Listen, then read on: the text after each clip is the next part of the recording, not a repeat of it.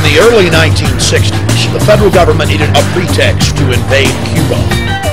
The Pentagon had an operation called Operation Northwoods, and it was on the table that our military would attack certain cities within the United States and make it look like Cuba did it to justify an invasion of Cuba.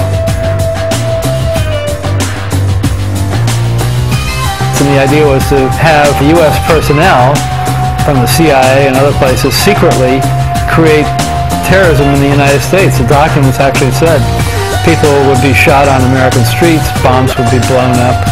And again, all this, the evidence would be laid to point the finger at Castro.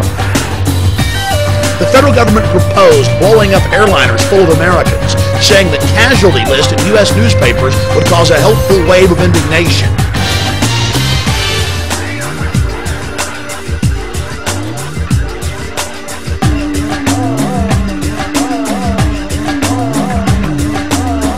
They had a very complex plan where they were going to take an aircraft and load it with CIA people who looked like college students, have it take off from an airport in Miami with a lot of publicity, and then it would quickly, after it got into the air, land at a secret CIA base.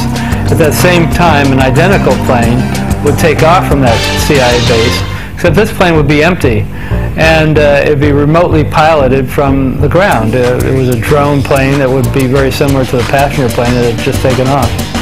It said we want to hijack jets by remote control, crash them, and blame it on the Soviet Union and Cuba. Now, that was decades ago. If they would do it in the 60s, they'll do it again. It never got put into effect, but the fact that you can get all the members of the Joint Chiefs of Staff, the senior military officials in the U.S. government, signing off on a plan that outrageous is extraordinary. In the plan, they elaborated on how they could bomb Washington, D.C. and blame it on Cuba. Attack Marines at Guantanamo Bay using U.S. Army soldiers dressed up as Cubans. Or, they said, just like the sinking of the Maine to get into the Spanish-American War, we could blow up a ship again. Here they are admitting the problem-reaction-solution system and how effective it is to motivate the American people to get them behind a war.